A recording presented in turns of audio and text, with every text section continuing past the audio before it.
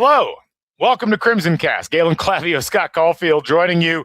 We might have Jared Morris joining us a little bit later on from Assembly Call. We decided to do a live show because a lot went on here in the last 24 hours, and I'm excited to talk about all of it.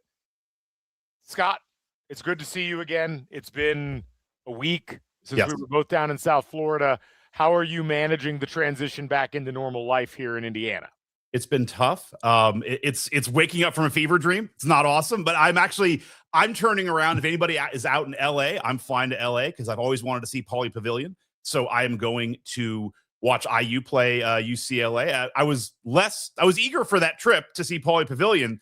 Now I'm eager to see it to watch IU because the basketball team has a little bit of life. They got some stuff going on. So it's going to be good. But no, it's going well. And I have a little Purdue rant here in a second that I want to go on, but it's been fun. I was out doing some work and I bumped into someone who's a Purdue fan and they're shook, man. This was before the game. I was like, hey, good luck on the game tonight. And I was kind of like, yeah, we'll see what happens. It's like, I don't know, man. It's like, it's tough, man. Well, congrats on the national championship, but I don't know, man. I just can't get it over the hump. Like, I don't know, but it's just like, they're shook. It's great.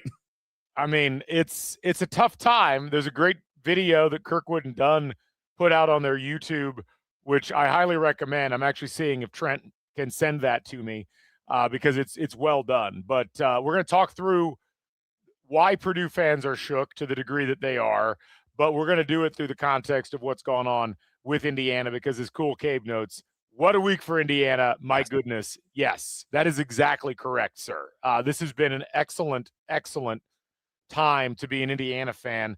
And it can be this way, Scott. This is what I keep saying. Like the bad times don't have to be here all the time.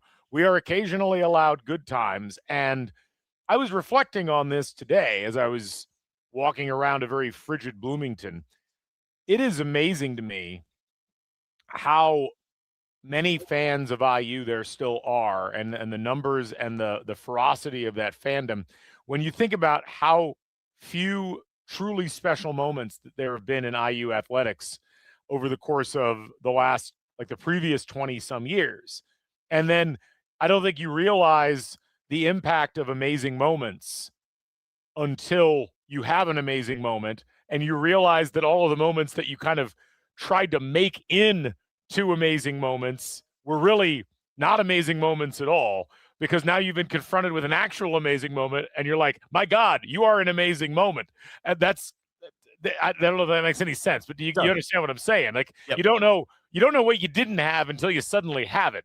And now that we have it, I'm almost like, how did we survive all of that? Well, it's like going down to my basement. I have a landing. And for years, I've had a picture of Memorial Stadium, which I updated this year because they have a new picture from the Illinois game where it's like, hey, those are actually our fans, full stadium, it's enclosed. But for the last, 12 or so years, I've had a Pinstripe Bowl scarf from the Pinstripe Bowl just hanging up there. And I've now put a Rose Bowl scarf and a national championship pennant above it. And I'm kind of like, am I allowed to do that? Like, because I was so proud of the Pinstripe Bowl. It's like that kick, every time I see it's like that kick was good. And it's like, that really doesn't make the top five anymore. Like, it's not a Rose Bowl win. It's sure as hell not a national championship, which we have.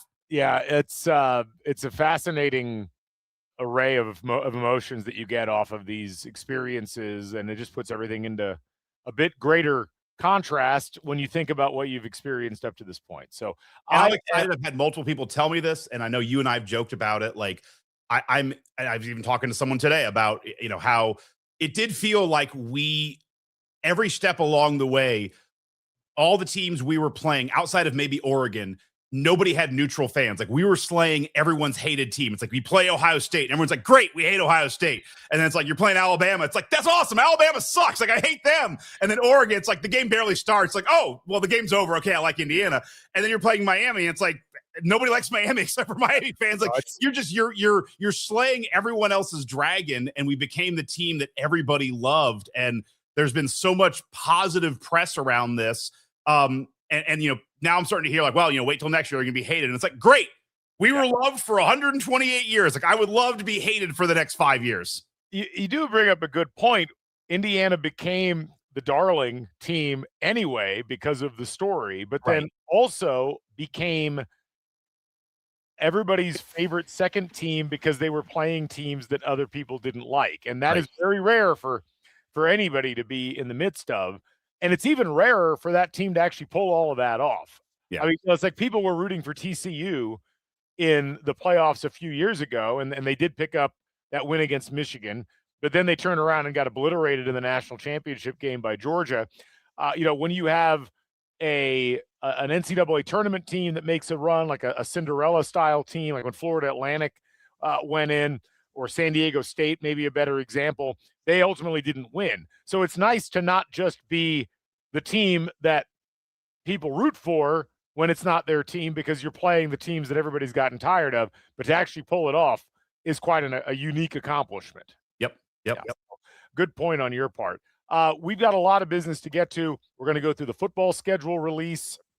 We're going to go through Indiana's big win against Purdue in basketball, and then we've got a little recruiting news. We're going to probably not go hyper deep into the recruits or the recruit that committed to IU basketball, because X's and Joe's is going to do that tomorrow, and I want you to listen to them. There was a great X's and Joe's that dropped earlier today as well. I appreciate Justin Beard for pointing that out. You should go check that out, as Mike and Bob have done a tremendous job growing that show, and it's really a delight to listen to. It's a very intellectual show in the best possible way, and I certainly enjoy it.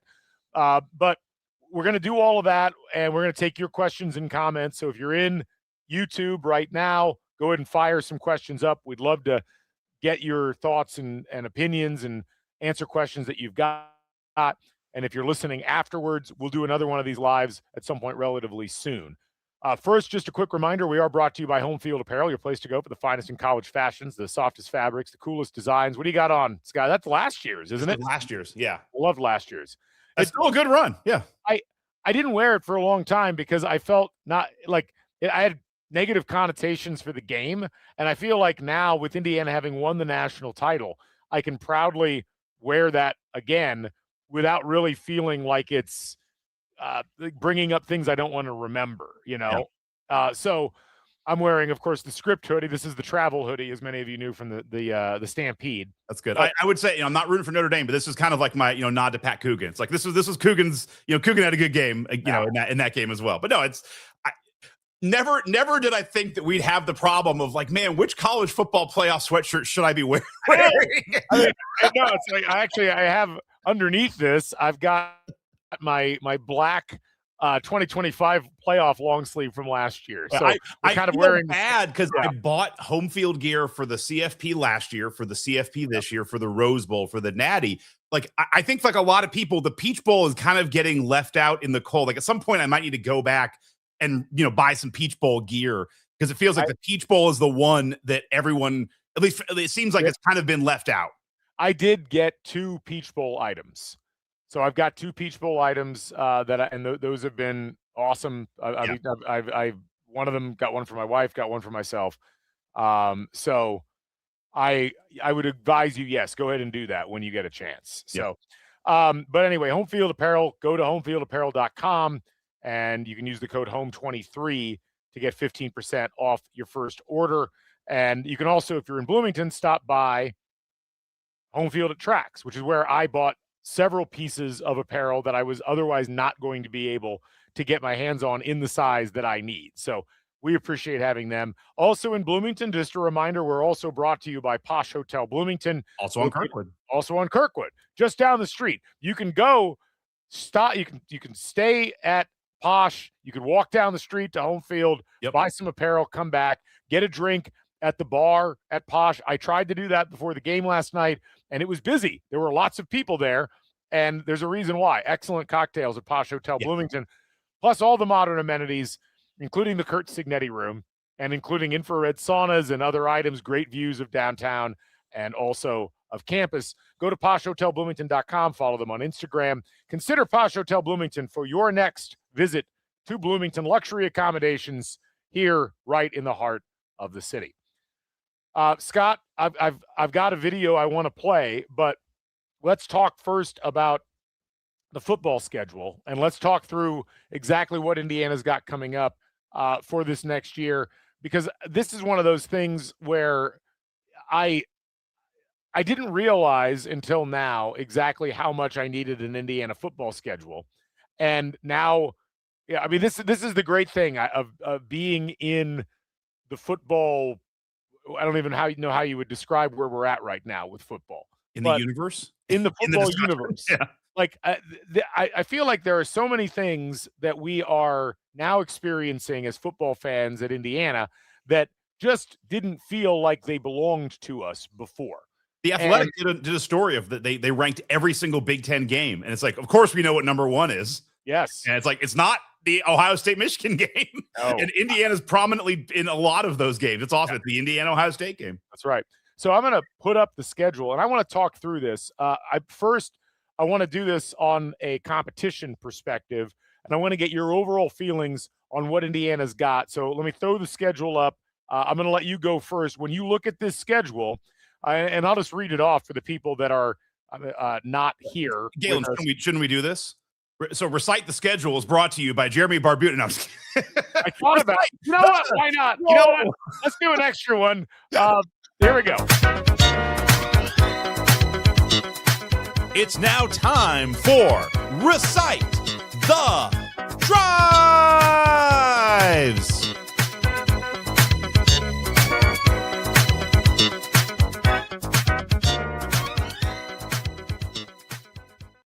I love doing this show with you. Just completely out of blue. Recite the Schedule is brought to you by Jeremy Barbuto of Ironhorn Enterprises. Jeremy's buying commercial real estate. If you look to sell commercial real estate, check in with Jeremy, 315-436-3872, or email him, jeremy@ironhornenterprises.com. Jeremy, as always, we love you. We appreciate you being a part of this. And you know what? This is the perfect time to do it. Scott, I'm going to go right through the schedule, recite every single one, and then I want to get your analysis. Indiana starts the season September 5th at home against the North Texas Mean Green. Those of you who were around for the Kevin Wilson era, and it was many of you, know that we have some negative connotations with playing North Texas, but there they are. September 12th, Indiana hosts the Howard Bison. September 19th, Western Kentucky comes to Bloomington. And then September 26th, their fourth straight home game, Northwestern travels to Bloomington to take on Indiana. Indiana hits the road for the first time on October 3rd as they travel to Piscataway to take on the Rutgers Scarlet Knights. Then they travel back into the Central Time Zone where they'll take on the Nebraska Cornhuskers on October 10th. Back in Bloomington for what I assume will be homecoming, Ohio State, Indiana. This is going to be a big one, obviously. We'll talk about that one shortly. October 24th, Indiana, Michigan in Ann Arbor. October 31st, Halloween. I will be dressing up as PJ Fleck for Halloween that day. Maybe many of you will as well. But the Hoosiers take on the Minnesota Golden Gophers. Bye week, November 14th. And then November 21st, Indiana travels to Seattle for their first ever matchup in Big Ten play with the Washington Huskies on the road. They obviously played them last year. And then to finish off the regular season, Indiana takes on the Purdue Boilermakers here in Memorial Stadium, Bloomington, Indiana. All right, give me your thoughts, Scott, right off the bat. So you have kids too. I have a 13-year-old who's in that spot where he thinks he knows everything. And so when this schedule came out, he's like, oh, North Texas, Indiana's never played North Texas. I'm like, no, we have. He's like, oh, they never went there. I was like, no, they did, and we lost. So yes, I have memories of that game. I love the fact that we start 4 at home. Obviously, we knew we were going to get 3 in a row in home. Didn't know if that first Big Ten game was going to be at home. I like it. We are now able to be confident in our schedule. The one Scott specific thing, the last couple of years, we've just scheduled our fall break. And it's like, hey, we get off on a Friday. We're going to leave on Saturday. We've done that. And I unfortunately missed the Nebraska game 2 years ago. I missed the UCLA and Michigan State games this year. We knew that the Ohio State-Indiana game, they oddly announced that date already. That's the first day of our spring break. And as a family, we sat down and we all agreed, oh, we're leaving on Sunday. Like we're not like going to leave on Saturday. We are staying for that game. So I think that'll be an undefeated Indiana team. Looking at Ohio State's schedule, they're playing Ball State at Texas, Kent State, Illinois, at Iowa, Maryland, and then at Indiana. I think it might be an undefeated Ohio State team. That could be an awesome game. Not a lot of bye weeks. We knew that. You're going to have a lot of football just straight through until the middle of October. But no, I like it. I mean, it's you have a tough road there. The after you have the 4 at home, that 2 on the road, but at Nebraska, that's not a, I think we're a better team than them. That's a tough place to play. Going Nebraska, home to Ohio State, and then at the Big House. Those are 3 tough environments. I mean, 2 tough road environments, then 1 tough team at home. That's going to be a key part of the schedule. But then after that, it looks exciting. Excited to see USC at Memorial Stadium. I'm already looking to probably try and go to that Washington game. So I think that might be one you're identifying. I might have already booked my travel for the Washington game, so I'll see you out there. Yeah. And then, Purdue, can they score more than 3 against us this year? We'll see. I mean, will they get a touchdown? It's been 4 years, 3 years running now. But overall, I think it's a good schedule. It's, you come out of this one clean, and you've definitely answered all of your critics. But, just like this year, we kind of looked at that Iowa-Oregon stretch of the 2 road games, in this one, and now it's gone.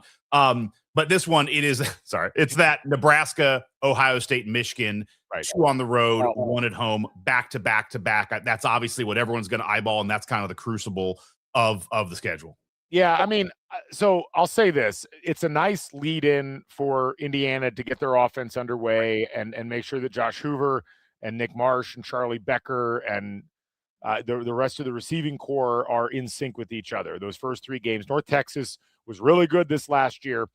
They will be starting from scratch. They lost their head coach. They lost their starting quarterback. They're both at Oklahoma State.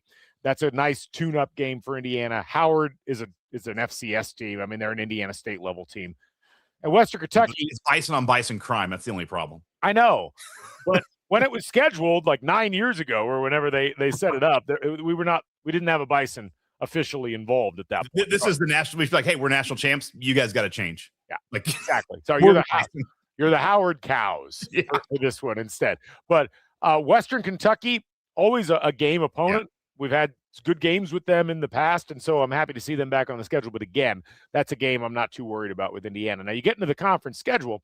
Northwestern is always a challenge. I much prefer playing Northwestern at home rather than playing them on the road. And as much as I enjoyed playing in the 10,000-seat stadium when we went up there last year, I'm glad that game's here. It's relatively early in the season. And even with Chip Kelly as the offensive coordinator now for Northwestern, you feel like it's going to take a little bit of time for them to get fully dialed in. So good spot on the schedule for them. The 2 road games that you've got coming up immediately afterwards, Indiana's just in a different stratosphere right now than Rutgers is.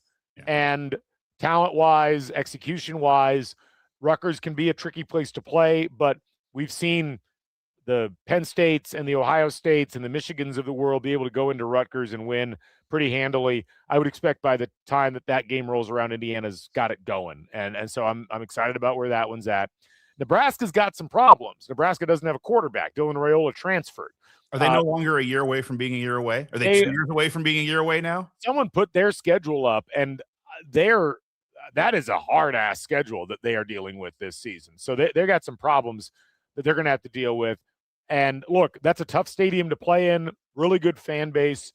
But again, we won there before we were good. Yeah, we won there in 2019 in a game that Indiana was not favored to win. That was a game that Michael Penix couldn't go in. That was one of the Peyton Ramsey games where he played very well. So I like the setup that we have going with that one. Then you get into that 2-game stretch against Ohio State and Michigan. And look, here's the thing. Neither of us picked Indiana to go undefeated last year. It's very hard to go undefeated in college football. You're going to stumble every once in a while. But I would argue depending on how Indiana coalesces with this new roster, Indiana has never been better prepared to play Ohio State and beat them at home than they will be this upcoming year. That doesn't mean they're going to, but that is going to be a game that, game day will probably be there. Big Noon's probably going to be there. Like, that's going to be a game where the atmosphere in Memorial Stadium is going to be incredible. And Ohio State's not used to that, to that degree at Indiana. They're used to it at Michigan. They're used to it at Penn State. They're not used to it at Indiana. So, I think you got to say that Indiana's got a real good chance there. And I like their chances being able to play against Ohio State, given that they already beat Ohio State on a neutral field. And I would also throw this out that if this might come up as like, wow, is it going to be too much for Indiana? So much leading up to it. It's like, well, you had a very similar situation this year against Illinois, where everything was focused on the Illinois game. And I would say, Galen, we look like we were ready for that moment. I know that was definitely one where it's like, oh yeah, Indiana knows what they're doing. They're fired up. So I look at the Michigan game next, and look, I don't know when the last time it was that Indiana won at Michigan. The 60s, I think, right? I think it might have been 67 was the last time Indiana won at Michigan. I've got that in my Indiana football history makes you cry thing. There we go. Last road win. Yep, 1967. It's actually, interestingly enough, it is the longest gap of any active Big Ten school for Indiana to win a game at. Now, I say that because they haven't beaten Chicago at Chicago since 1936, but they don't really count, obviously. Is that on the schedule next year? Can we get them back just from? I would love nothing would make me happier than to bring the Maroons back to FBS. Like that's what really Chicago needs, an actual Big Ten team, not Northwestern. Let's bring the Maroons back. Yeah. That's always my create a team when I do dynasty mode on college football. Yep. I bring the Maroons back. But if that happened in a real world, it's like Rutgers got to start sweating a little bit. Like, oh, are we getting booted? But even Indiana's even won at Ohio State more recently by 20 years than they won at Michigan. It was 1967, and there's that famous story of Indiana losing at the very tail end of the 1979 game. If you ever hear Don Fisher tell this story, it's this hilarious story where like he gets so distracted by the Anthony Carter touchdown catch that happens that his cigarette catches his sleeve on fire, and he ends up like on fire in the press box. It's delightful. But that game, what's fascinating about Michigan to me is new coach, and Kyle Whittingham's a very good coach. Is Bryce Underwood going to be ready to play a team like Indiana? And Michigan is not invincible at home. They're very tough, and they're going to be physically very hard to handle, but they're not invincible. If Indiana can go 1-1 in those two games, I think that'd be great, but they can go 2-0. And then you go the rest of the schedule. It's like, well, Minnesota at home. Minnesota wins games weird ways, but they feel like a team that takes advantage of the other team, like screwing around. Right. And that's something that Indiana does not do very often at all. And then the rest of the schedule, as we talked about, is, I mean, the game against SC is an interestingly timed game. That is going to it gets cold in the middle of November, as we know, in Bloomington. That could be problematic for them. At Washington's going to be tough. That's going to be a good Washington team next year. And then Purdue, obviously, at the end. But I think this is a good schedule for Indiana, Scott. I think this is a favorable schedule. It's not as hard as some of the other schedules that we see in the Big Ten. And it sets up nice. I like where the bye is. It's right at the beginning of November. It's right at the right time to get everybody rested. There's only one bye this year. And that's everybody. It's not just Indiana. So this got me excited, and it's also great because you got 8 games in Bloomington again this year. And I think Oregon could be with us, the class of the Big Ten. I think Ohio State, the inertia of what they have. But I've just, of quarterbacks coming back, I'm more impressed with what Oregon has than Julian saying at Ohio State. Ohio State's going to be really good, but we have that game at home. And I'm with you. I look at this and I see very possibly another college football playoff run with this because, worst case scenario, and this is just old IU football habits dying hard. Even if you lose Ohio State and Michigan, that's still 10-2. And you still have enough time where you're going to have the Minnesota, USC, Washington, Purdue games to build yourself back up. It's not like if those two games if the USC Washington were the Ohio State Michigan games, I'd be nervous about, the recency bias, like that could knock you out of the top 12 and not bring you back in. I think there's a world where no harm in losing to Ohio State in a game day type atmosphere. You probably drop a little bit. The Michigan one, you probably drop to your 15 or 16 ranking, but then you have 5 to 6 weeks to bring it back up. But again, that's old IU thinking. I think we go one of those games. We could go. There's also an undefeated schedule there sitting there. Scott, no self-imposed limitation. You're right. You're right. I agree. Right. When Indiana can go 16-0, and as someone pointed out earlier on in the chat, when there were no one-loss teams. This was J.A. Williams. No one-loss teams this year. You had Indiana, who was 16-0, and everybody else had 2 or more losses. Now, some of those were accrued in the playoffs, but they count. So when Indiana can go 16-0, they can go 12-0 against that schedule. Not saying that they will yet. We got to see how the rosters shape up and how the off seasons go. But I was really excited when I saw that schedule, and we had several good comments as we were going through that while we were talking. But let's see. We had, where did we go? Yes. Well, someone asked if I was going to shave my head for the PJ Fleck costume. I don't know if I'm going to commit that far to the bit, but I don't know how you, now that I think about it, I'm not sure how you pull off a PJ Fleck Halloween costume without shaving your head. Yeah. I mean, or you could just go like the, current SNL, you do the wig. Like that's one of my favorite things, random topic, about early SNL is you just have Dan Aykroyd with a mustache playing Jimmy Carter who doesn't have a mustache. It's like, I'm not shaving my mustache.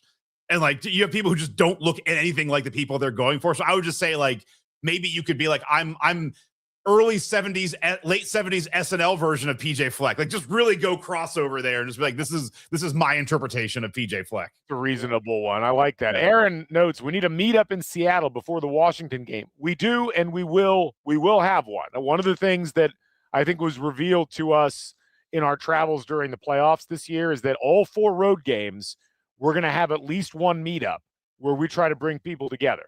Are you doing all the road games this year? Is that your goal again? Yeah, I'm doing all. I've got a sabbatical coming in the fall. So you can I'm doing the Piscataway to Lincoln to Piscataway to Lincoln is that's tough. Like there's not a lot of flights. like what is that? Newark to Omaha? That's probably not that's like a 3-stopper on United, isn't it? Yeah. My guy says CrimsonCast meetup at the top of the Space Needle. Actually, I want to throw a fish at Scott. Okay. The fish market. Yes, I want to throw a fish at Scott. I think that's really what we're going to do with that. So okay, back shoulder. You got to hit me in the. You got to. I don't think I want to do a fade with you with a fish. I think I want to drop that in the bread basket. Okay. Or maybe have you go up for it like Charlie Becker in the Rose Bowl style. I like that. Yeah. I can run I can run it out. So that's the plan there. We'll talk more about those obviously as we get closer, but I think we've already got one preliminarily that we're trying to set up at Michigan, and we'll certainly set way up in Seattle and get in touch with the alumni associations out there, and would love to see you folks wherever we are. So that will be the plan with the schedule, and I just overall final thoughts on it from me.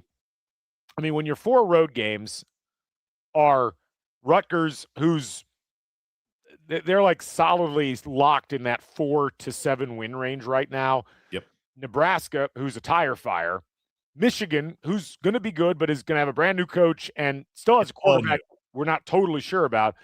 And Washington, who just had a whole drama where their quarterback tried to leave and then had to come back because contractually he was required to. And his agent had to divest because he is also the agent of the head coach. That just looks like a soap opera and a half waiting to happen. That's one of those like ESPN original entertainment shows where, just like Playmakers, but the Washington Huskies version. So I like that. And the fact that you get Ohio State here, you get USC here, you don't have to play Oregon, you don't have to play Penn State, who I think will be back to their old selves. You don't have to play Illinois, you don't have to play Iowa. Like that's a good schedule. You're going to enjoy not just not having to play those teams, but you're going to enjoy watching the rest of the Big Ten having to play those teams, including Ohio State, who I think has to play 2 of them. Yeah. And the other thing, too, that you saw it last year, and it's going to continue this year, you're mentioning the road games. I'll just focus on the home games for a team that has the longest home winning streak in the country. Memorial Stadium has become a imposing place to play. It doesn't seat 100,000 people, but as we talked about in our preseason live show, it can be loud in its own way. And now since they've enclosed it, I love this. We have our own set of travel agents in our comment section. That's amazing. It's not going to give you the noise of Ohio State, but it does have some imposing quality. I think it's more, it lifts Indiana up than it scares the other team. But it was rocking all season, and it's going to be rocking again. you're going to have sellouts for all of the games. The Big Ten games are going to all be electric, and people are going to be fired up. And you have some cool opponents. We've seen Northwestern before, so that's not, I wouldn't say cool, but it's like Ohio State. That's a big thing. Like Minnesota, there's some demons there where it's like we've had a lot of dumb losses to Minnesota. And then you have USC. That's a very cool brand. Has never played in Memorial Stadium. I don't think so. We've only played them. No, actually, okay. They did. We hosted them. This was back in the truly insane scheduling period of IU back in the late 70s, early 80s, where we just go out and schedule Nebraska in a non-conference game. So USC played in Memorial Stadium, I think, to open the season in 1982. Okay. And why this is where whenever you hear, if you look at the background of IU football and you're like, why did they fire all these coaches? Well, a lot of times it was because we scheduled them out of their jobs. No, sorry, it was 1981. Indiana hosted USC. USC was second in the country starting the season, and Indiana lost 21-0 in that game. So they've at least played here then. I don't know when else they've played, but it's not their first. It's the first time in a while. So yeah, but all I'm saying is like it's going to be electric for every home game, and that's something that needs to be mentioned. It was the same this year, but just the idea of man, it's a tough game at home. It's like no, I think all the tough games. I think now other opponents need to. If you're USC, you got to look at him like, shoot, man, we got to go to Bloomington. Like that place is going to be a tough place to get a win. So yeah, especially if you're Purdue too. Like, right. Yeah, I will say Airbnb is going to do some brisk business in Bloomington during football season this year. Yeah, and posh. And it might already be gone. I mean, it might I would start getting that stuff in now. Yeah, I assumed. Yeah, this is where you go to the Michigan website for the IU game weekend, and all the hotels are like $4,000 a night already, and it's like, welcome to Bloomington now. I mean, this is where you want a business opportunity. Maybe open a bed and breakfast in like Martinsville, and or don't. I mean, there's a lot of interesting things to think about just in terms of capacity, because we're just not used to having every game sold out. But I think that's exactly what's happening this year. Yes, agreed. So, anyway, let's any final thoughts on the schedule before we move over to Purdue? Because I know you got to go at some point here soon, right? No, let's move over to Purdue. Okay, so we're going to come back. There were a lot of football questions in the chat. I will come back and answer those. And if Scott can stick around, I'd love to have him do it as well. But let's talk about Indiana beating Purdue in basketball. Before we do that, I did want to play this clip that we saw from our friends over at Kirkwood and Dunn. And let me see if I can get this to play here directly. But it's been a rough time for Purdue fans just in general, especially this last week. And as I stretch while this thing gradually loads into the software, I thought that the video, the short that was uploaded by our friends at Kirkwood and Dunn did a nice job of summarizing this. The wheel's still spinning. This is what happens when you stretch when the technology doesn't work, folks. You want to do my Purdue thing? I can do my Purdue thing. Do yours. Go ahead. Okay. Just don't save any factual inaccuracies to the end, so you keep track of what I'm messing up. But here's what I would say to Purdue fans is you've arguably had probably the best 4 or 5 year run in basketball that you've had in quite a while. What you have to show for it is that your 4-year seniors, and I love Braden Smith because he went to Westfield and he's I hate picking on him, but that group, you're going to at best be 500 against Indiana in that 4-year stretch. In that 5-year stretch, you have an exit to a 15 seed in the Sweet 16. You then have a first round exit. You made a Final Four. Well done. And then you lost in the Sweet 16. You're barely, you might go under 500 against Indiana during that time. Along that time, Indiana has had, some subpar basketball coaches to do this under, some teams that have not made the tournament. But we've also won a national championship in football. And oh, by the way, the last 2 games we played you in football, 122-3. So well done. But you know what? You guys still are still the champs for saying IU sucks at games against Rutgers. So be very proud of that. Be really happy of yourself. And good job, Purdue. Sucks to be you. Let's go, IU. Wide open. Touchdown, Surratt. Elon blocks. What a spin. Touchdown, Indiana.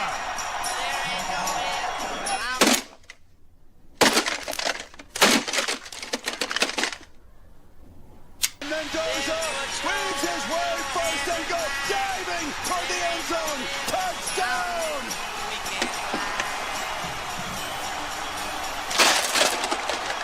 That's why he won the Heisman Trophy. And right. What a time. On a screen. It is Groundhog Day for Purdue at this point. It's great. I will also say, if you didn't go back and watch it, the Field of 68 After Dark podcast, Signetti popped on it because, of course, he's great. And he's sitting there walking through his house just talking about it. At the very end, oh, there you go, Kirkwood, you guys did great. At the very end of his talk, I think it was Jeff Goodman or someone was like, and because Signetti knows all of this. Yes. He's like, no, it's pretty good. You got to beat your rival. I think they started in season 3, but real good win. And somebody's like, well, you beat him, last 2 years, 133 to 122 to 3. He's like, what was that? And they said it again. He's like, oh yeah, I knew that. I just wanted to hear it again. Thanks, guys. It's just like, God damn, Signetti. I don't know if you caught that. Signetti's just great, just like turning the knife in, like I wanted to hear it again. I knew that. I think someone either in the chat or online was like, yes, it's just Signetti out there aura farming on Field of 68. Just great. It was great last night, too. Signetti being there before the game with the team. And then during the game, he's got like a receiving line. He's sitting there on the court, people coming up, taking pictures. He was very nice about the whole thing. It was really cool to see. And it just, we got to have him at every game now. It feels like there's an aura about what he's doing. Story about like someone's going to bring the bucket out and he's like, we got the national championship trophy. That's good enough. I'll take that.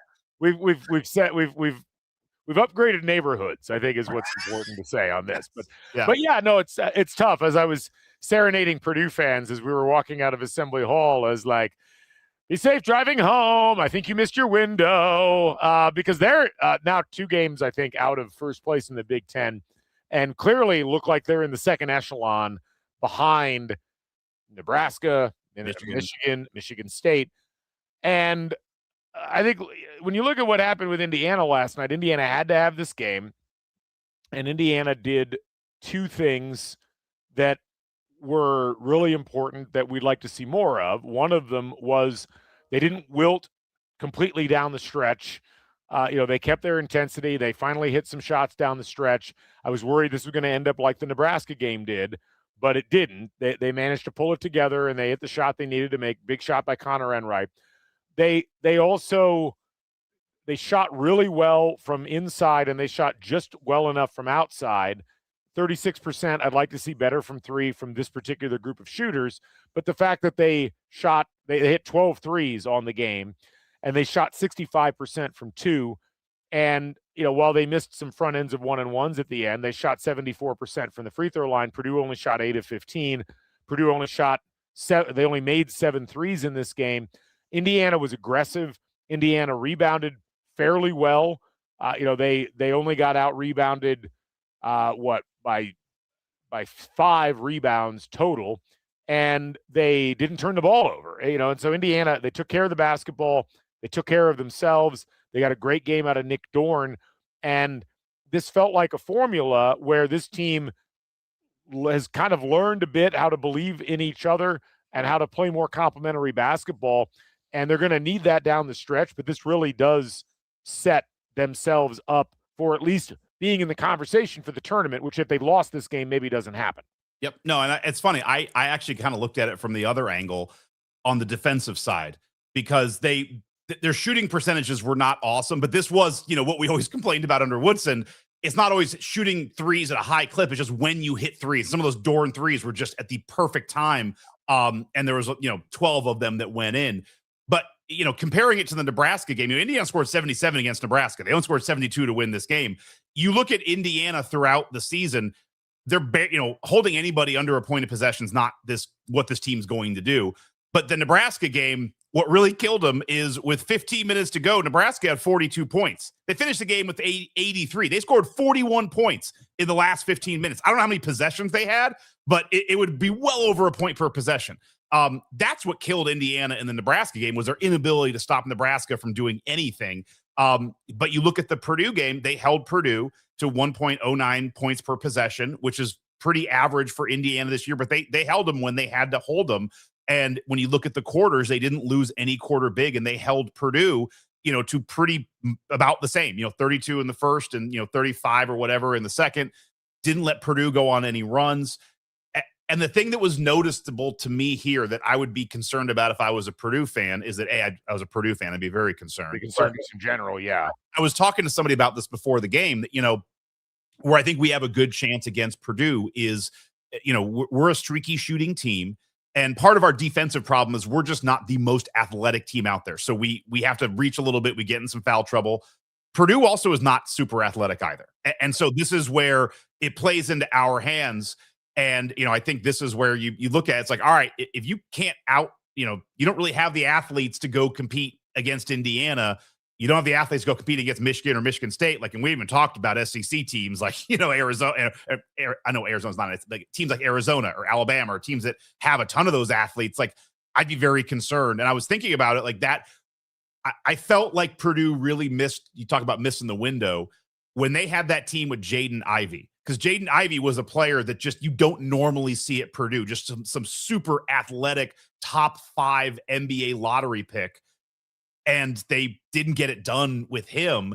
And now, it's Barry school team. Braden Smith is fun to watch. He's great at passing the ball, but that backcourt, it's like, it doesn't have the athleticism. And that's where it plays well into Indiana's hands, because there's teams that have beaten Indiana, there'll be other teams that will beat Indiana. And we won't be able to keep up with them athletically, but we can do it against Purdue. Yeah. Well, I think you hit on a big point, which is, all of those things, yes. And, the lack of athleticism for Purdue is certainly going to be a problem for them. I think moving forward, they're going to have to do some lineup shuffling. But to me, if you go back to that Nebraska game that you mentioned before, and Indiana was leading that game, they were in control, and then they allowed a 13-0 run, 13-0 run, and a 16-1 run, more or less consecutively. Like, there was a little bit of a gap in between them, but the defense just left them, and that it was at exactly the wrong time. And you go through and look at the problems Indiana's had. They have had these huge collapses against Minnesota earlier this year in the second half. They allowed a 13-2 run in the middle of the second half, and that was the game essentially. Like, Minnesota got control, never gave it up. At the beginning of the Louisville game, Indiana couldn't score. 16-0 or something. Huge run to start the game. In the Kentucky game, it's a close game, and then it's a 17-2 run for Kentucky. The Michigan State game, it was a 28-2 run, essentially to close the game. It went from being tied at 53 to being 81-55. These are the things that Indiana cannot allow. And what was great about that Purdue game last night, there was only one run of more than 10 points, and it was Indiana. And it was that pivotal moment where it went from 23-19 to 32-23. Indiana hit the accelerator at the end of the first half. And really, even though Purdue did get close at the end, Indiana never fully took their foot off the gas, never lost track of where the game was at. And that is going to be key for this team. And for whatever reason, they've had these lapses defensively. And I don't think it's been one person throughout any of these games. It's been more of a, this person doesn't work this time, but then the next game it's a different person. That's what they've got to even out. And the nice thing is they've got the schedule to still pull it up. They got a lot of the toughest games out of the way. They've now got a tier 1 win. You'd love to see them win a couple games away from home. And they've got some opportunities to do that this weekend. They go to USC, they go to UCLA. Either of those would be good road wins. And you go down the rest of the schedule, they've still got road games at Illinois and Purdue. Those are going to be hard. You got a road game at Ohio State. That's winnable. And the rest of them, it's like home against Wisconsin, winnable. Home against Oregon, winnable. Home against Northwestern, winnable. Home against Michigan State, I don't know why that wouldn't be winnable. Right. And then you got home against Minnesota. And we also got Ryan Phillips joining us as well. Who could ask for anything more? Ryan, good to see you, buddy. How's it going? Good. I'm not set up or anything. I just had to pop in and say hi. I'm glad you did. We were just take him out. He's done. He said hi. No. We were just kind of wrapping up the talk about Indiana beating Purdue last night. I know you guys went deep on it over on Assembly Call. Biggest take home 24 hours later from that game, or not quite 24 hours later, 22 hours later. how important was that game for Indiana in terms of the rest of their season and their own belief in themselves? Really important. And I think the thing that made it the most important aspect of it was the toughness they showed, and being able to, despite maybe not being as big, not as strong, not as athletic, they pushed Purdue around for a lot of that and toughed it out. And the other thing is they finished, which has been an issue in some of these bigger games. And they proved to themselves that they can finish. And we talked about it, with about 5 minutes left. I think they tried to take the air out of the ball a little early, and it kind of bit him. And Purdue started to come back. So I would like them to maybe move that till about 2:30 left instead of 5 next time. But I think that's what it is. They proved that they can close, and it may not happen every time, but they proved they can do it against a really good team. And I know Purdue's in a slump right now, but that's a really good basketball team. And they didn't allow Purdue's stars to beat them as well, which is another thing. So, a team that's pretty thin is starting to be able to finish. You're starting to see some other guys like Dorn step up. Josiah Miles played more time last night. Trent Sisley, I know he's had just a really confusing freshman season, but he made a really big play at one point. So I think that, the important thing for the season is A, they proved they can finish. Yeah. B, they were tougher than the other team in the Big Ten. And C, you're showing the world what this can be. Right. And the long-term projection of, if you get the right players in, this is what this can be. And I thought it was an impressive win. Very, very happy for those guys because they've been working real hard. It just hasn't come together yet. I want to hit the macro point on proving what it can be, but I had one Purdue observation. This was on the now sadly deleted live stream from last night that I did at like midnight. But I remember coming up with this, and I don't think I'd ever noticed it before. But Ryan, I wanted to get your input on it. As much as we all agree Matt Painter is an excellent coach, It is interesting now that if you go back to 2021, that first year coming out of COVID, which was really the start of this run that they've had, if you look at their KenPom ratings defensively, here's their season KenPom ratings: 34, 93, and that was the team that lost to St. Peter's. 24, that was the number 1 seed that year. How they finish? Where they finished that year? Right. Yes. Oh, lost the first round. Sorry. Okay. Correct. 12. In the best year that they had, the one that they lost in the national title game, but still not even a top 10 defense. 53rd last year, and now 29th with the second highest efficiency offense in college basketball. What is it about, and is it just what Scott said a minute ago about athleticism? Like, what is it about Matt Painter's approach that makes their team so good offensively, but just not quite good enough defensively? This is essentially what the Tom Crean era looked like at Indiana to a large degree.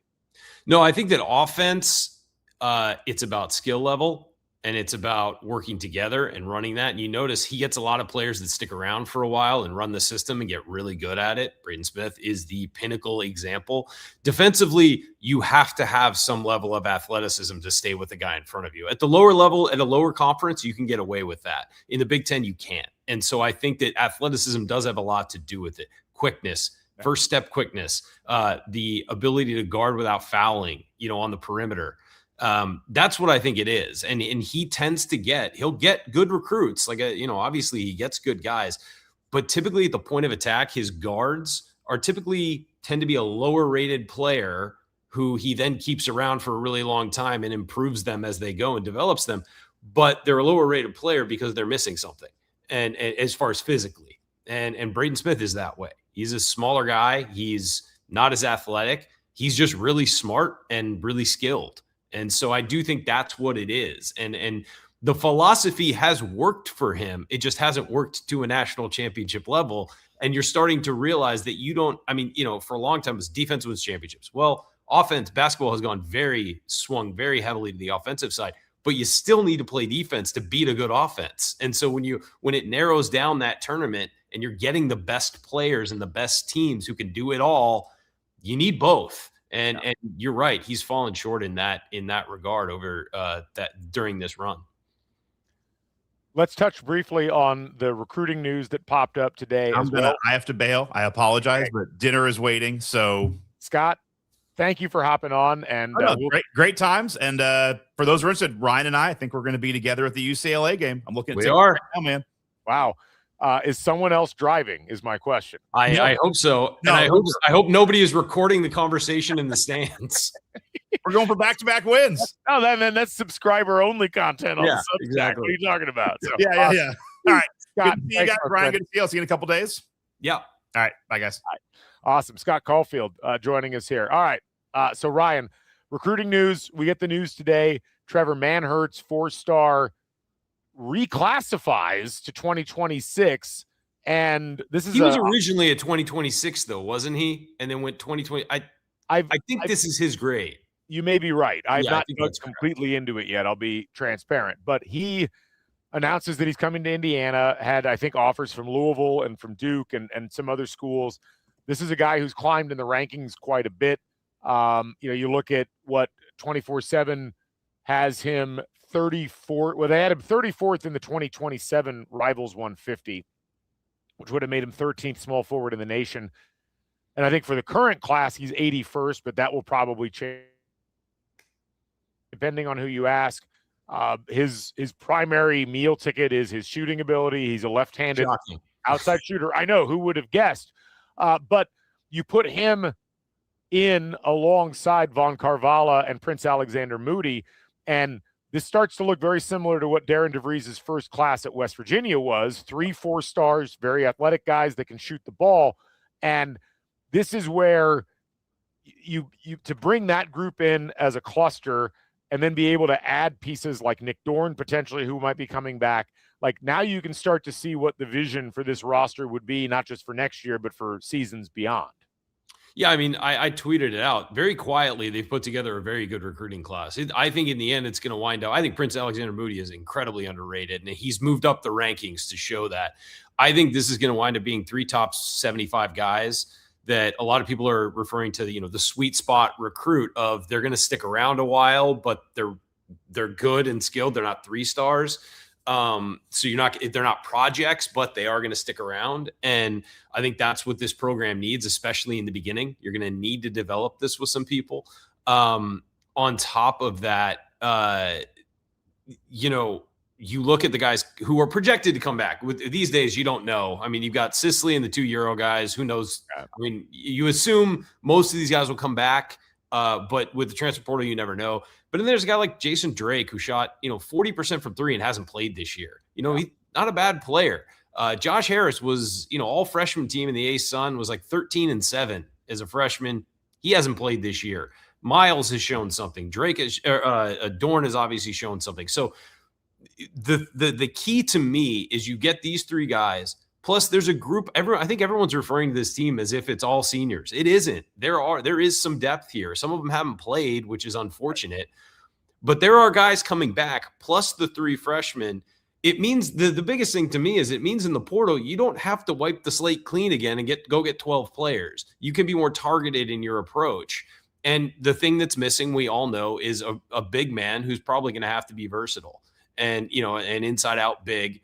But they can aim high because they don't have to spread themselves so thin going after a bunch of players. So I think it's big for the program. And I think that you are getting a sense of what he wants. Yeah. He wants length. He wants guys who can shoot, and he wants guys who can, I know he wants a creator. He hasn't really found that. I mean, Connerway fits that a little bit, but he needs a guy off the drive who can get to the rim. You've seen Lamar Wilkerson do that a little bit more over the past couple of weeks.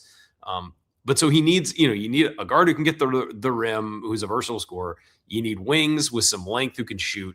And then you got to find a big guy that can run the offense, which means going inside out, screening at the perimeter and being able to dive down. So this commitment and it's one player on what's going to be a team of 12, but it makes you feel better about the direction things are going every time they solidify another player. And I think that this is a guy you can build with, along with Carvalho and Moody. Yeah. And I think ultimately the shooting's a prerequisite for whoever's going to be on this team, but where we've seen the bits and pieces of Indiana being able to play good defense. And while that's fallen off a little bit, obviously in the teeth of some of the best offenses in the Big Ten, this is where you can see the culture starting to form, and where you got to give Darren DeVries at least a year to filter through the players that he brought into that initial transfer portal class, which were not all ideal fits, No. but in some cases were convenience fits. We didn't know how it was going to turn out. It's turned out okay.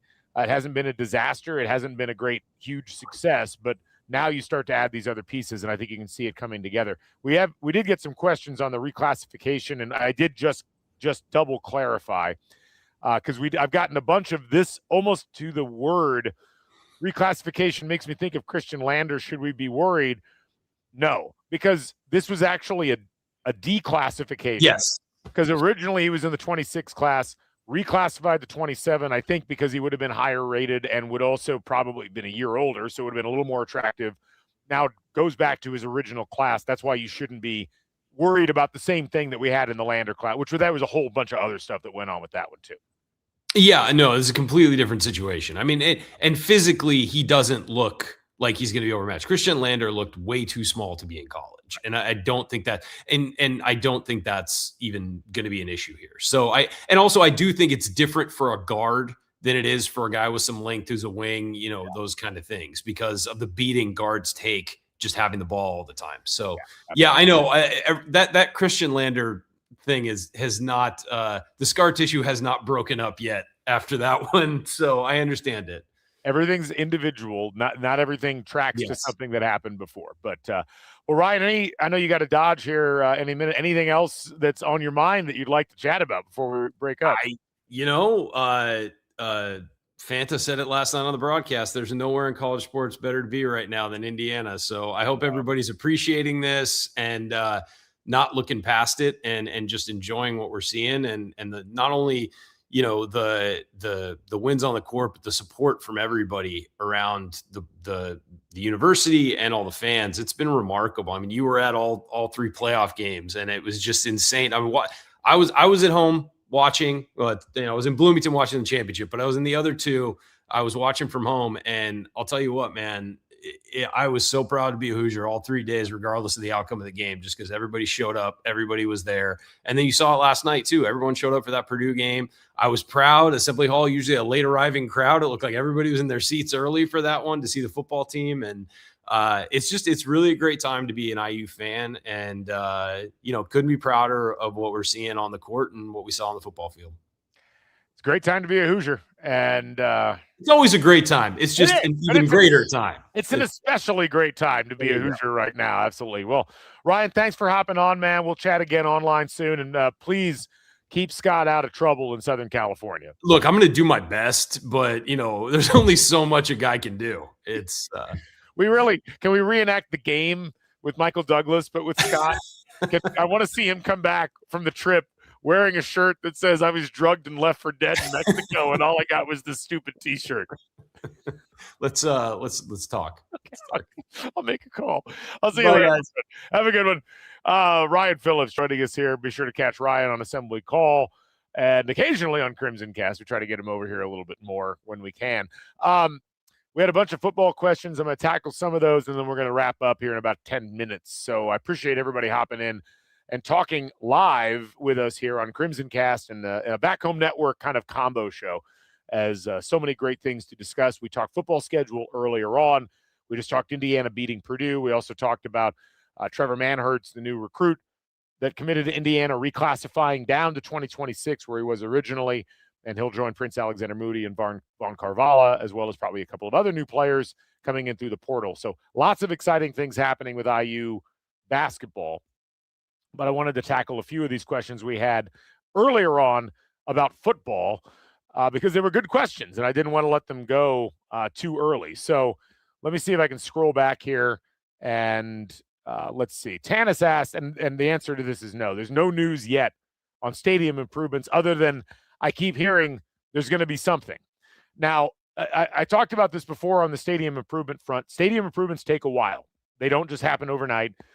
They're all construction projects, so they all have to be bid, and that's a whole process with public facilities. So any improvements other than kind of like the more superficial stuff, you're probably looking at a couple of years down the line, I'm guessing.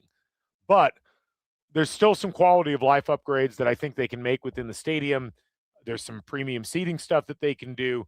Right now, it's like a combination of how do we make the stadium environment and experience better for everybody, but also how do you get more premium options because you got to generate more revenue. And I know people don't love to hear that, but folks, Indiana just won a national title in football. And, just like as Curt Cignetti said, you don't win games with milk and cookies. You don't win national championships with goodwill. You got to have some cash. And so that's where I think Indiana for this year is already making plans, figuring out, all right, how do we maximize opportunities in stadium now while planning for things more long-term? Because even something like a redoing of the press box area would take quite a bit of time and money, and you'd have to bid that project out, and it would be something that wouldn't just happen overnight. So that's all we know as far as that kind of thing. We had a question about the schedule. Given our opener against Old Dominion, are we concerned about a slow start with a lot of new pieces against North Texas? Sure. I think one of the things about this team that makes it work so well, and one of the things that I think people just didn't understand in that Old Dominion game, and really I don't know that they necessarily even understood it until the playoffs were over, is this team requires its players to know how to do things really well. And that takes practice, and that takes repetition, and it takes comfort in your teammates and your teammates knowing what they're doing. You're going to probably have a little bit of a step back to start with because you lose so many culture pieces that have been around for a while. You lose Aiden Fisher, you lose D'Angelo Pons, you lose Lewis Moore, you lose Pat Coogan, who was only here a year but certainly brought a ton of culture in with him from Notre Dame. You lose Elijah Surratt. You lose a lot of guys. Kalon Black, who's been here for a while. Now, you do bring guys back who are part of this culture, so it's not a complete restart. But I think the idea that you're just going to come out and roll an opponent in the first week, given the intricacies, especially of Brian Haynes' defense, but also what Indiana wants to do offensively, it's going to take a little bit of time. We all know Fernando Mendoza as the angelic Heisman-winning figure who's never is going to lose a game in an Indiana uniform. He didn't start that way. Fernando looked kind of rough. Like, go back and watch the Old Dominion game. Go back and watch the Kennesaw State game. Go back and watch even the Iowa game. And he was still learning a lot of the basics of this offense. The learning curve might be a little bit less steep with Hoover because Hoover's far more experienced than Fernando Mendoza was when he came in. But Hoover's also a different type of quarterback. And so I wouldn't be surprised if perhaps there's less struggle against North Texas, because North Texas I don't think is going to be as good as Old Dominion was this year. But don't be surprised if there are some early season growing pains as this team gets themselves fully wrapped around what Curt Cignetti and his staff want to do. And so just keep an eye out for that. Let's see. Rolling through again, looking at some of these questions that we had from folks. A bunch of good ones here. Let's see. Reese asked, do we have concerns with Josh Hoover? What's your confidence level in his ability to command a championship contender offense? Not sure if you've watched any film yet. I'm still watching Hoover film. That's really more of a February project. But look, every quarterback's going to be different. It's going to be a different look with Hoover. I think it could be, assuming he's healthy, like what would a fully healthy Curtis Rourke-led offense have looked like? They're different quarterbacks, but when I look at what Hoover has done over the course of his career, what he has not done is use his legs very much. You look at his historical background running the ball. This year, he ran the ball for 55 attempts for 4 yards. That tells you that he got sacked a lot. 47 attempts for negative 19 yards last year, 20 attempts for 5 yards. So this is not like Fernando, where he's going to get out and run the ball. Even as a part of the offense, it's going to be something where it's purely I got flushed out of the pocket and I have to scramble for something. But passing wise, what I really like about Josh Hoover is his completion percentage is already really good. 66% completion percentage this past year, 66.5% the previous year, and then 62% back during his sophomore year. Where the concerns of Hoover have been in the interceptions, 13 interceptions this past year, 11 interceptions the year before. But you also have to contrast that with the number of games where he threw 2 or more touchdown passes. I mean, he did that. He threw 5 against SMU. He threw 4 against Colorado. He threw 3 against Kansas State and Baylor. He threw 4 against Cincinnati in a big game at the end of the year. This is a guy that can sling it around. And, I don't have concerns about him. I'm just curious to see how Mike Shanahan decides to shift the offense and how Curt Cignetti decides to shift the offense based upon the skill set that Josh Hoover brings to the table. And I'm also really curious, how does Hoover interact and integrate, I think is actually the word I'm looking for, with his receiving core. You're going to have an amazing set of toys to play with if you're Josh Hoover. So how do you go about making sure you've got those repetitions in? That's got to start early. And that's where Fernando Mendoza was so good. They established such a repartee between quarterback and receivers that it looked so natural. We often question, like, could anybody connect with Elijah Surratt as well as Curtis Work did? And then we found out, well, yeah, actually somebody could. And so how can he take advantage of what the receiving core has? And also, how does the running game come together? Because we saw how important that was with everything this year for Indiana, and that's going to directly affect what Hoover does. We got thank you, Scott, for the donation. Our A line is going to be stacked. Don't get me started on a wide receiver room. Wide receiver room is going to be sick. I mean, just an awesome array of players between the players I've already mentioned. Preston coming in from Tulane. You've got LeBron Bond and Davion Chandler coming in. You've got Tyler Morris, who's back from injury. It's an embarrassment of riches in the receiving core right now.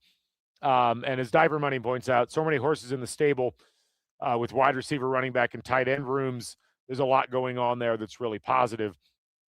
The depth thing with that Reese brings up with LeVar Keys as the incoming freshman, I'm not worried about depth in the receiving room at all. I think there's a ton of talent there. I'm just curious how they decide to move the pieces around. Does Charlie Becker stay in his role, and just do they keep just using him as primarily a deep threat? Does the presence of Nick Marsh change that at all? You can do things physically with Nick Marsh that you couldn't do with Elijah Surratt, but there's also things Elijah Surratt was better at than Marsh is going to, or currently is. What can they get into them in the offseason, and how does that change the way Indiana decides to approach things? It's going to be a nightmare for most defenses to have to try to defend, and this is where the offensive line is going to be really important, because if you can give Josh Hoover an extra half second to break down defenses and to get the ball out, this could be a really pass-heavy offense next year. How does that reconcile with what Indiana normally likes to do on the ground is my biggest question going into the offseason. I do think, as Kenneth brings up, replacing the tight end position is concerning. And here's the one thing I'll say. I mean, losing Riley Nowakowski is unfortunate given how revelatory he was as a piece. I mean, he was just an amazing addition. Excuse me. But what I would like to remind everybody, and I think sometimes we tend to forget these things because when a season goes by, we all, it's hard to keep in your head what you were thinking back at the beginning of the previous season. But I'll note there were not many people excited about Riley Nowakowski at the beginning of last season. He was thought to be a lightly used part of the passing game and blocking game. It was like, well, maybe that's the guy that's going to take the blocking from Horton, but everybody thought Holden Stays was going to be the man at tight end. And then Riley Nowakowski emerges into this All-American level tight end who is going to get drafted, is probably going to play a long time in the NFL. We don't really know. I mean, we do know that right now the tight end room is real young. You've got Brock Schott, who's the transfer from Miami. You've got Blake Theory, Andrew Barker, P.J. McFarland, and Parker Elmore. They're all freshmen. So is there another tight end somewhere out there in the portal that they might go grab, or do they ride with the young guys and figure out what they can do? So that I think is going to be a question mark, and I think it's a good question from Kenneth, like what happens in that tight end room.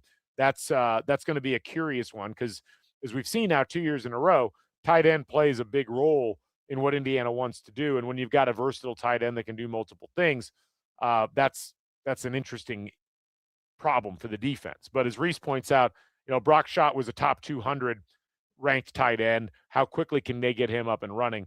I think that's going to be a big question, and I'm curious to see how it goes. Other questions that we had across the board here, just taking a look and diving in, making sure we don't miss anything. Those were kind of the big football questions it looks like that we had earlier on. So I appreciate you folks sending us that way. Defensively speaking, I mean, look, at this point, the defense is going to be, I think it could be the strength of the team to start with. When you think about, like, this is an experienced unit that they're going to have. You've got two senior edges in Josh Burnham and Toby Asunsanmi. It's going to take me a while to figure out how to pronounce that one. But then you've got Chidi Obiazar and you've got Daniel Ndukwe, who are also edges. So you've got four experienced edges and then a whole cadre of freshmen who are going to be working their way up and trying to poke their way into the rotation. Defensive tackle, you've got Tucker back, you've got Landino back, and you've got Joe Gell, who's coming in as a redshirt senior. You've got four linebackers that are juniors and seniors: Elijah Hardy, Caden Turner, Isaiah Jones, and Jeff Utzinger. Who wears the green dot? I mean, could be Hardy, could be Jones. I'm going to be curious to see what ends up happening there. At corner, you've got Sharp, Rylan Gandy, and AJ Harris, and then you got Jalen Bell, Carson Williams, and you've got several younger players. And then at safety, you've got Preston Zachman as the transfer. Amari Farrell's back. Jacon Sanks is a transfer. Byron Baldwin's going to be a sophomore, and Garrett Reese as well. So there's a lot of intriguing pieces that you can combine and mix and match on the defense. And obviously, I mean, you're losing Mikhail Kamara, you're losing D'Angelo Pons, you're losing Aiden Fisher. That's a key loss at each level. And then you add in losing Moore. That's a key loss as well. So, look, it's going to be a different looking team next year, but this is where you just you have some faith in Curt Cignetti and the staff that they're able to put it together. It's big shoes to fill, especially in the secondary. That was keep in mind, that was one of the question marks going into the last year. Devin Boykin and Bryson Bonds leaving, as well as Lewis Moore and D'Angelo Pons. This is how you reload, and this is something that can be a little concerning, but I think it's important to remember, and I said this when I talked on 1070 The Fan today. I was on with Derek Schultz, who was filling in for JMV. Every team in college football is going to have some holes. Every team in college football is going to have depth issues. How do you best reconcile what you have with what you need? And I think when you look at what Indiana has done over the course of this 2 seasons with Curt Cignetti and this staff in Bloomington, and the way they've been able to plug holes, this team they always look like they know what they're doing. And I trust this coaching staff to figure out the best ways to plug people into things. You look at the roster right now. Someone asked about who's the backup quarterback. Right now, it's Grant Wilson. Grant Wilson got granted an extra year of eligibility. Grant Wilson barely played this year because I think they were trying to give Alberto Mendoza more reps in the fourth quarters. But Grant Wilson will be back. They may get another Grant Wilson type. They've got Tyler Cherry, we think, on the roster. He was injured this year. And then they've got Jacob Bell, who's a freshman. But right now it's going to be, I think, Hoover, of course, is the primary. And maybe you see Grant Wilson serving as the actual backup throughout the course of the year. So anyway, didn't want to go too long with this show. You all are an outrageously awesome audience, and I really appreciate you taking the time to join us here on a random Wednesday night, as we had a lot to talk about with IU sports. We'll be back with more. I hope you've been enjoying our shows where we've been recapping what's gone on or what went on down in Miami. If you haven't had a chance, check out the podcast I did with Alex Paul of Stampede fame. We walked everybody through the Stampede to Pasadena, how that worked. Won't appeal to everybody, but I think some of you will enjoy that. Scott did a really cool sit down with Coach Tonsoni about his reflections from things. He's got one coming up with Andy Bottoms. I've got another podcast with our friend Grace Ybarra, who was down with me in Miami. She helps me recap everything that happened in that insane 48 hours from the day before the national championship game all the way through sunrise on Tuesday after Indiana had won the title. And then we've got some more analysis shows coming up. I've got some breakdowns of PFF's top 101 players from this past year. We've got some other breakdowns of where Indiana football players landed. And I think by next week, maybe end of next week, we'll be ready to dive in and really talk through what the roster looks like it's going to be right now, talk through depth charts, talk through, where we think the improvements are going to need to come in the offseason. I will sit down, as Reese asked, with Rhett Lewis. We've been meaning to do a recap show. We had one almost scheduled, and then the weather kind of threw it off, and we ended up with needing to postpone that a bit. But Rhett just put a little bit of a recap on the subscriber chat, talked about the Omar Cooper decision, talked about Kalon Black down at the Senior Bowl. That's where Rhett has been all week, and talked through the schedule. So go to thebigredcarpet.substack.com. You can check all those out. And then on football weather, which I appreciate Reese mentioning as well, but Matt Blaska and myself, we're gonna start doing talks with beat writers from across the country, because I want to give everybody in the IU fan base a look at what's going on with other top football programs like Indiana. So we're going to start with our buddy Stefan Kreisnick from Cleveland.com. He covers the Ohio State Buckeyes. That interview will come out next week. We'll also have interviews with folks from Texas, folks from Oregon, folks from, probably Michigan. We'll chat with, I think we need to get a Miami beat writer on just for the bit. And we've got some other schools that we're going to try to target, get some beat writers on, get you a better sense of what's going on across the college football landscape here on the Back Home Network. So tons of content. You all asked for it. We're giving it to you, and we appreciate you bringing it in. And I hope that you all enjoy the rest of the evening.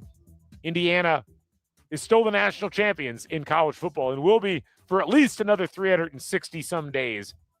And also Indiana basketball beating Purdue. You'll love to see it. For Scott Caulfield, for Ryan Phillips, and for the entire Back Home Network, I'm Galen Clavio. We'll catch you folks on the flip side. Stay never daunted. So long, everybody.